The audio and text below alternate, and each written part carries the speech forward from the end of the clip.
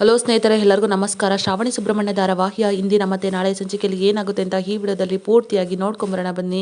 ಅದಕ್ಕೂ ಮುಂಚೆ ಯಾರೆಲ್ಲ ನಮ್ಮ ಚಾನಲ್ಗೆ ಸಬ್ಸ್ಕ್ರೈಬ್ ಆಗದೆ ಹಾಗೆ ವಿಡಿಯೋ ನೋಡ್ತಾ ಇದ್ದೀರೋ ದಯವಿಟ್ಟು ಸಬ್ಸ್ಕ್ರೈಬ್ ಮಾಡಿ ಮತ್ತು ಸಪೋರ್ಟ್ ಮಾಡಿ. ಹಾಗೆ ಪಕ್ಕದಲ್ಲಿರುವ ಬೆಲ್ ಬಟನ್ ಅನ್ನು ಕ್ಲಿಕ್ ಮಾಡಿ.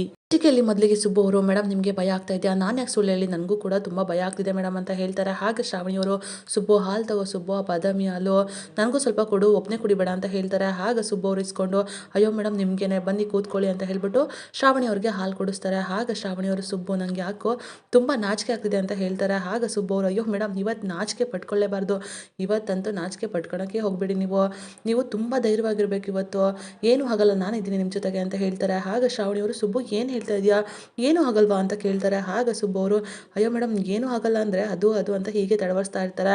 ಆಗ ಶ್ರಾವಣಿ ಅವರು ನಕ್ ಬಿಡ್ತಾರೆ. ಅಲ್ಲ ಸುಬ್ಬು, ಯಾಕೆ ಸುಬ್ಬು ಈ ಥರ ಮಾತಾಡ್ತಾ ಇದೆಯಾ ನೀನು ಇವತ್ತು ಅಂತ ಹೇಳ್ತಾರೆ. ಆಗ ಸುಬ್ಬು ಅವರು, ಇನ್ನೇನು ಮೇಡಮ್ ನಿಮ್ಮನ್ನು ನೋಡ್ತಾ ಇದ್ರೆ ಮಾತೆ ಮರ್ತೋಗ್ತಾ ಇದೆ ನನಗೆ ಅಂತ ಹೇಳ್ತಾರೆ. ಆಗ ಶ್ರಾವಣಿಯವರು, ಆದರೆ ಸುಬ್ಬು ನನಗೆ ಒಂದು ದಿನ ಬರೋದಕ್ಕೆ ಇಷ್ಟು ದೂರವಾಗಿ ನಾವು ನಡ್ಕೊಂಬಂದ್ವಲ್ಲ, ಆ ದಾರಿ ನಮಗೆ ನೆನಪಾಗ್ತಿದೆ ಅಷ್ಟೇ. ಅಲ್ಲ ಸುಬ್ಬು, ನಾನು ನಿನ್ನ ಪ್ರೀತಿ ಮಾಡ್ತೀನಿ ಅಂತ ಅಂದ್ಕೊಂಡಿರಲಿಲ್ಲ ಅಂತ ಹೇಳ್ತಾ ಇರ್ತಾರೆ. ಸುಬ್ಬು ಅವರು ಕೂಡ ಹೌದು ಮೇಡಮ್ ಅಂತ ಹೇಳ್ತಾ ಇರ್ತಾರೆ. ಆಗ ಶ್ರಾವಣಿಯವರು, ಸುಬ್ಬು ನನಗೆ ಗೊತ್ತಿಲ್ಲದೆ ನಿನ್ನ ಮೇಲೆ ಪ್ರೀತಿ ಆಯಿತು ಅಂತ ಹೇಳಿ ನೆನಪು ಮಾಡ್ಕೊಳ್ತಾರೆ. ಆಗ ಸುಬ್ಬು ಅವರು, ಹೌದು ಮೇಡಮ್, ನೀವು ನನ್ನ ಪ್ರೀತಿ ಮಾಡ್ತಿದ್ದೀರ ಅಂತ ಗೊತ್ತಾದ ಮೇಲೆ ಪ್ರೀತಿ ಮಾಡಬೇಕೋ ಅಥವಾ ದೇವತೆ ಥರ ಪೂಜಿಸಬೇಕೋ ಏನೂ ಗೊತ್ತಾಗಲೇ ಇಲ್ಲ ಮೇಡಮ್. ಅಷ್ಟೇ ಅಲ್ಲದೆ ನೀವು ದೊಡ್ಡ ಮನೆ ಕೊಡಿ, ನಮಗೆ ಆ ದೊಡ್ಡ ಮನೆ ಅಂದರೆ ದೇವಸ್ಥಾನ, ಈಗಿರಬೇಕಾದ್ರೆ ನಾವಿಬ್ಬರು ಪ್ರೀತಿ ಮಾಡಿದ್ರೆ ಅದಕ್ಕೆ ಸಾಧ್ಯನಾ ಅನ್ನೋ ಪ್ರಶ್ನೆ ಶುರುವಾಯಿತು ಮೇಡಮ್ ಅಂತ ಹೇಳ್ತಾರೆ. ಆಗ ಶ್ರಾವಣಿಯವರು, ಸುಬ್ಬು ಅಪ್ಪನ ಆಶೀರ್ವಾದ, ಎಲ್ಲೋ ಇರೋ ಅಮ್ಮನ ಪ್ರೀತಿ ಆಸೆ, ಇದರಿಂದ ನಾವು ಇಬ್ಬರು ಒಂದಾದ್ವಿ ಅಂತ ಹೇಳ್ತಾರೆ. ಆಗ ಸುಬ್ಬು ಅವರು, ಎಲ್ಲೋ ಅಲ್ಲ ಮೇಡಮ್, ನಿಮ್ಮಮ್ಮ ಇಲ್ಲೇ ಇದ್ದಾರೆ ಅಂತ ಮನಸ್ಸಲ್ಲೇ ಯೋಚನೆ ಮಾಡ್ತಿರ್ತಾರೆ. ಆಗ ಶ್ರಾವಣಿಯವರು, ಸುಬ್ಬು ಇವಾಗಲೂ ಕೂಡ ಮಾತು ಬರ್ತಾ ಇಲ್ವಾ ಅಂತ ಹೇಳ್ತಾರೆ. ಆಗ ಸುಬ್ಬು ಅವರು, ಮಾತು ಬರ್ತಿದೆ ಮೇಡಮ್, ಆದರೆ ನಿಮ್ಮ ಮಾತಾಡೋ ಮುತ್ತಿನಂಥ ಮಾತುಗಳ ಮುಂದೆ ನನ್ನ ಮಾತೆಲ್ಲ ಯಾವ ಲೆಕ್ಕ ಮೇಡಮ್ ಅಂತ ಹೇಳ್ತಾರೆ. ಆಗ ಶ್ರಾವಣಿಯವರು, ಮುತ್ತಿನಂಥ ಮಾತು ಅಷ್ಟೇ ಸಾಕ, ಮುತ್ಬೇಡವಾ ಅಂತ ಕೇಳ್ತಾರೆ. ಆಗ ಸುಬ್ಬು ಅವರು, ಮುದ್ದಾದ ಹೆಂಡತಿ ಮುತ್ಬೇಡವಾ ಅಂತ ಕೇಳಿದ್ರೆ ಯಾರು ತಾನೇ ಬೇಡ ಅಂತ ಹೇಳ್ತಾರೆ ಮೇಡಮ್ ಅಂತ ಹೇಳ್ತಾರೆ. ಆದರೆ ಒಂದು ಕಂಡೀಷನ್ ಅಂತ ಹೇಳ್ತಾರೆ. ಏನು ಸುಬ್ಬು ಅದು ಅಂತ ಹೇಳ್ತಾರೆ. ನೀವು ಎಷ್ಟು ಕೊಡ್ತೀರೋ ಅದಕ್ಕೆ ನಾನು ಡಬ್ಬಲ್ ಆಗಿ ಕೊಡ್ತೀನಿ, ನನಗೆ ಮಾತ್ರ ನಿಮ್ಮ ಹಂಗೆ ಬೇಡಪ್ಪ ಅಂತ ಹೇಳ್ಬಿಡ್ತಾರೆ. ಆಗ ಶ್ರಾವಣಿಯವರು, ಸುಬ್ಬು ಕಳ್ಳ ಕಣೋ ನೀನು ಅಂತ ಹೇಳ್ಬಿಟ್ಟು ಸುಬ್ಬುಗೆ ಕಚಗುಳಿ ಕೊಡ್ತಾ ಇರ್ತಾರೆ. ಆಗ ಶ್ರಾವಣಿಯವರು ಸ್ಕಿಪ್ ಆಗಿಬಿಡ್ತಾರೆ. ಆಗ ಸುಬ್ಬು ಅವರು ಶ್ರಾವಣಿನ ಇಟ್ಕೊಳ್ತಾರೆ. ಇಬ್ಬರು ಕೂಡ ಪ್ರೀತಿನಲ್ಲಿ ಮುಳುಗೋಗ್ಬಿಡ್ತಾರೆ. ನೆಕ್ಸ್ಟ್ ಡೇ ಮಾರ್ನಿಂಗು ಕಾಂತಮ್ಮ ಅವರು ವಿಜಾಂಬಿಕೆಗೆ ಫೋನ್ ಮಾಡ್ತಾರೆ. ಹೇಳು ಕಾಂತಮ್ಮ, ಏನು ವಿಷಯ ಅಂತ ಹೇಳ್ತಾರೆ. ಆಗ ಕಾಂತಮ್ಮ ಅವರು, ಅಯ್ಯೋ ಮೇಡಮ್ ಅವರೇ ಏನಂತ ಹೇಳಿ, ನಾವೇನು ಆಗಬಾರ್ದು ಅಂತ ಅಂದ್ಕೊಂಡಿದ್ವೋ ಅದೆಲ್ಲ ನಡೆದೋಗ್ಬಿಡ್ತು. ಅದೇನು ಅಂತಂದರೆ ಕಾರ್ತಿಕೇಯ ಮತ್ತು ಶ್ರಾವಣಿ ಮೇಡಮ್ ಅವ್ರದ್ದು ಫಸ್ಟ್ ನೈಟ್ ಆಗೋಗ್ಬಿಡ್ತು. ಅವರು ರಾತ್ರಿ ಬಾಗಿಲು ಹಾಕ್ಕೊಂಡ್ರು, ಲೈಟ್ ಆಫ್ ಮಾಡಿದ್ರು, ಎಲ್ಲನೂ ಕೂಡ ನಡೆದೋಗ್ಬಿಡ್ತು. ಹೂವೇ ಬಾಡೋದ್ವು ಮೇಡಮ್ ಅವರೇ, ಏನು ಮಾಡಲಿ ನಾನು ಅಂತ ಹೇಳ್ತಾರೆ. ಆಗ ವಿಜಯಾಂಬಿಕೆ ಅವರು, ಅಲ್ಲ ಕಾಂತಮ್ಮ, ನಾನು ನಿನಗೆ ಏನು ಕೆಲಸ ಕೊಟ್ಟಿದ್ದೆ, ನಾನು ಏನೋ ಕೆಲಸ ಕೊಟ್ಟರು ನಿನಗೆ ಎಲ್ಲನೂ ಕೂಡ ಹಾಳು ಮಾಡಿಬಿಟ್ಟಿಯಲ್ಲ ನನ್ನ ಪ್ಲ್ಯಾನನ್ನು, ನಾನು ಹೇಳಿದ್ದೆ ತಾನೇ ಅಂತ ಹೇಳ್ತಾರೆ. ಏನು ಮಾಡಲಿ ಮೇಡಮ್, ಬೊಕ್ಸೆನಲ್ಲಿರೋ ನೀರನ್ನು ಎಷ್ಟೊತ್ತಂತ ಹಿಡಿದಿಟ್ಕೊಳ್ಳೋಕ್ಕಾಗುತ್ತೆ, ಹಾಗೆಯೇ ಅವರು ಕೂಡ ವಯಸ್ಸಿಗೆ ಬಂದಿರೋರು, ಅವ್ರನ್ನ ಎಷ್ಟೊತ್ತಂತ ತಡೆಯೋದಕ್ಕಾಗುತ್ತೆ, ಏನು ಮಾಡಲಿ ಮೇಡಮ್, ಎಲ್ಲನೂ ಕೂಡ ನಡೆದೋಗ್ಬಿಡ್ತು ಅಂತ ಹೇಳ್ತಾರೆ.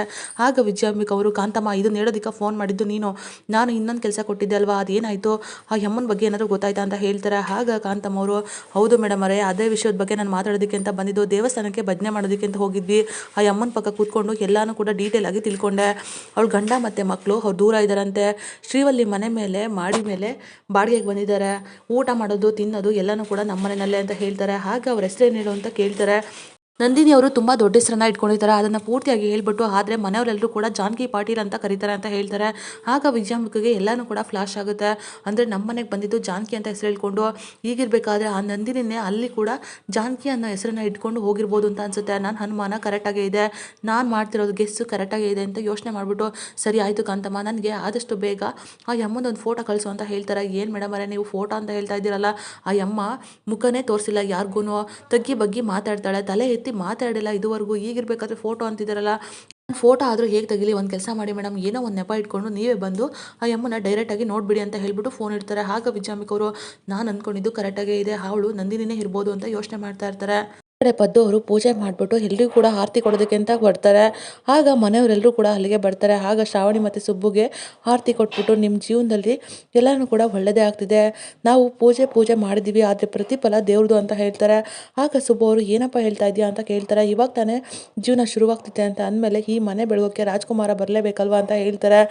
ಆಗ ವಿಶಾಲಾಕ್ಷಿ ಇದ್ದವರು, ನೋಡು, ಆರತಿಗೊಬ್ಬ ಕೀರ್ತಿಗೊಬ್ಬ ಅಂತ ಅಲ್ಲ, ನಮಗೆ ಪ್ರೀತಿಗೊಬ್ಬ, ಕೀರ್ತಿಗೊಬ್ಬ, ಆರತಿಗೊಬ್ಬ, ಹೀಗೆ ನಮಗೆ ಎಲ್ಲದಕ್ಕೂ ಓದೋದಕ್ಕೂ ಕೂಡ ಮಕ್ಕಳು ಬೇಕು ಅಂತ ಹೇಳ್ತಾ ಇರ್ತಾರೆ. ಆಗ ಸುಬ್ಬು ಅವರು ಏನಮ್ಮ ನೀನು ಮಕ್ಕಳು ಸಾಮ್ರಾಜ್ಯನೇ ಮಾಡೋದಕ್ಕೆ ಹೊರಟಿದ್ಯಲ್ಲ ಅಂತ ಹೇಳ್ತಾರೆ. ಆಗ ಪದ್ದು ಅವರು ಮತ್ತೇನಪ್ಪ ನಮ್ಮನೇನಲ್ಲಿ ಇರೋದು ಸಾಲಿಗ್ರಾಮದ ಕುಡಿ, ಹೀಗಿರಬೇಕಾದ್ರೆ ಆ ಕುಡಿನಲ್ಲಿ ಇನ್ನೊಂದು ಕುಡಿ ಬರುತ್ತೆ ಅಂತಂದರೆ ನಿಜವಾಗ್ಲೂ ನಾವು ಪುಣ್ಯವಂತರು, ಅದಕ್ಕಿಂತ ಖುಷಿ ಬೇಕಾ ಅಂತ ಹೀಗೆ ಮಾತಾಡ್ತಾ ಇರ್ತಾರೆ. ಆಗ ಮನೆಯವರೆಲ್ಲರೂ ಕೂಡ ತುಂಬಾ ಖುಷಿ ಪಡ್ತಿರ್ತಾರೆ.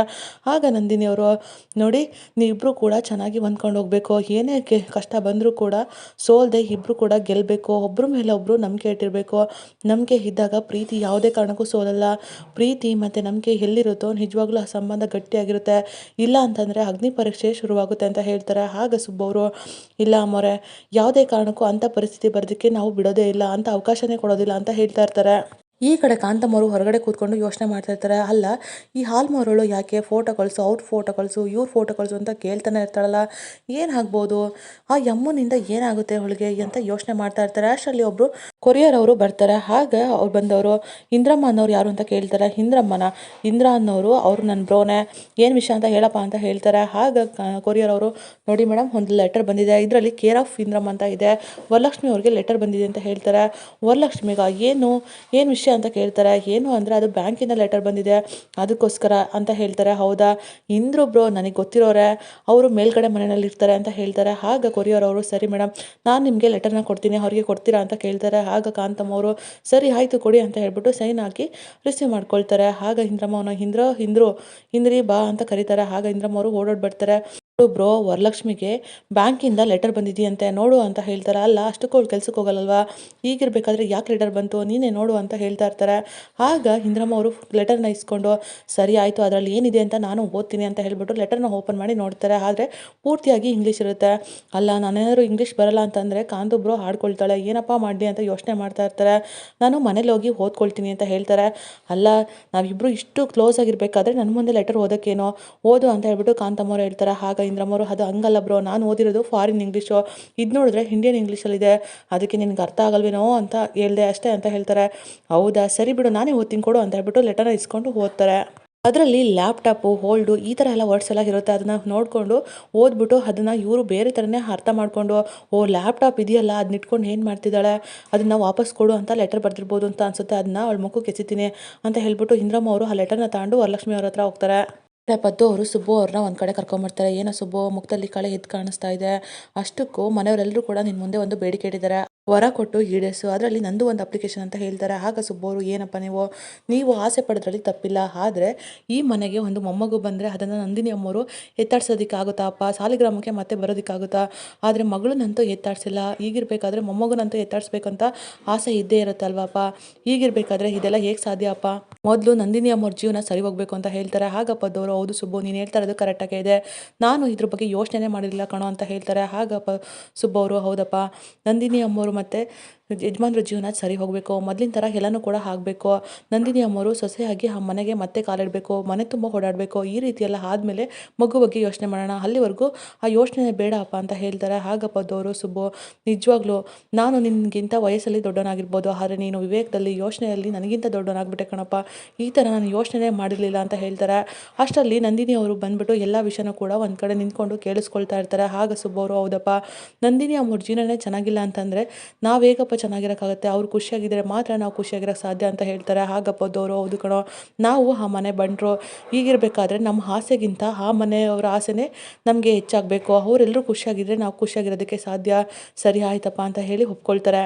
ನಂತರ ನಂದಿನಿ ಅವರು ತಮ್ಮ ಫೋಟೋನ ನೋಡಬೇಕು ಅಂತ ಬ್ಯಾಗನ್ನು ಓಪನ್ ಮಾಡ್ತಾರೆ. ಆದರೆ ಆ ಬ್ಯಾಗಲ್ಲಿ ಒಂದು ಬುಕ್ ಇರುತ್ತೆ, ಆ ಬುಕ್ ಒಳಗಡೆ ಆ ಫೋಟೋ ಇರೋದೇ ಇಲ್ಲ. ಅದು ನೋಡಿದ ತಕ್ಷಣ ಅಲ್ಲ, ಈ ಬುಕ್ಕಲ್ಲಿ ಒಂದು ಫೋಟೋ ಇತ್ತಲ್ಲ ಅದಿಲ್ವಲ್ಲ, ಅದು ನಂದು ಮತ್ತು ವೀರು ಫೋಟೋ, ಆ ಫೋಟೋ ಏನಾದರೂ ಅಲ್ಲಿದ್ದರೆ ಏನು ಮಾಡೋದು, ಅದೇನಾದರೂ ವೀರು ಕೈಗೆ ಸಿಕ್ಬಿಟ್ರೆ ನಾನು ಏನು ಮಾಡಬೇಕು ಅಂತ ಅಂದ್ಕೊಂಡಿದ್ದಾನೋ ಎಲ್ಲನೂ ಕೂಡ ನಾಶ ಆಗಿಬಿಡುತ್ತೆ, ಏನು ಮಾಡಲಿ ಅಂತ ತುಂಬಾ ಟೆನ್ಷನ್ ಮಾಡ್ಕೊಳ್ತಾರೆ. ಅಷ್ಟರಲ್ಲಿ ವೀರು ಅವರು ಕೂಡ ನಂದಿನಿ ಅವ್ರ ರೂಮಲ್ಲೇ ಇರ್ತಾರೆ. ಆ ಫೋಟೋ ವೀರು ಕಣ್ಣಿಗೆ ಬಿದ್ದೇ ಬಿಡುತ್ತೆ. ಈ ಕಡೆ ನಂದಿನಿ ಅವರು ಬೇಗನೆ ಸುರೇಂದ್ರ ಅವ್ರಿಗೆ ಫೋನ್ ಮಾಡ್ತಾರೆ. ಸುರೇಂದ್ರ, ನಂದು ಮತ್ತು ನಿಮ್ಮ ಅಣ್ಣದು ಒಂದು ಫೋಟೋ ಇತ್ತು, ಆದರೆ ಆ ಫೋಟೋ ಮಿಸ್ ಆಗಿಬಿಟ್ಟಿದೆ, ಆ ಮನೆಯಲ್ಲೇ ಇದೆ, ಯಾವುದೇ ಕಾರಣಕ್ಕೂ ನಿಮ್ಮ ಅಣ್ಣನ ಕೈಗೆ ಆ ಫೋಟೋ ಸಿಗಬಾರ್ದು, ಆದಷ್ಟು ಬೇಗ ಅದನ್ನು ತಡಿ ಅಂತ ಹೇಳ್ತಾರೆ. ಆಗ ಸುರೇಂದ್ರ ಅವರು ಸರಿ ಅದಕ್ಕೆ ನೀವು ಹೇಳ್ದಾಗೆ ಆಗಲಿ ಅಂತ ಹೇಳ್ತಾರೆ. ಅಷ್ಟರಲ್ಲಿ ಸುರೇಂದ್ರ ಅವರು ಬರೋ ಅಷ್ಟೊತ್ತಿಗೆ ವೀರು ಕೈಗೆ ಫೋಟೋ ಸಿಕ್ಕಿರುತ್ತೆ. ಆಗ ವೀರು ಅವರು ಫೋಟೋನ ತಗೊಂಡು ನೋಡೇ ಬಿಡ್ತಾರೆ. ನೋಡಿ ಫುಲ್ ಶಾಕ್ ಆಗ್ತಾರೆ. ಇದಾಗಿತ್ತು ಈ ಸಂಚಿಕೆ. ನಮ್ಮ ವಿಡಿಯೋ ನಿಮಗೆ ಇಷ್ಟ ಆಗಿದ್ದಲ್ಲಿ ಒಂದು ಲೈಕ್ ಮಾಡಿ, ಮುಂದಿನ ವಿಡಿಯೋಗಳಿಗಾಗಿ ನಮ್ಮ ಚಾನಲನ್ನು ಸಬ್ಸ್ಕ್ರೈಬ್ ಮಾಡಿ ಮತ್ತು ಸಪೋರ್ಟ್ ಮಾಡಿ. Thank you.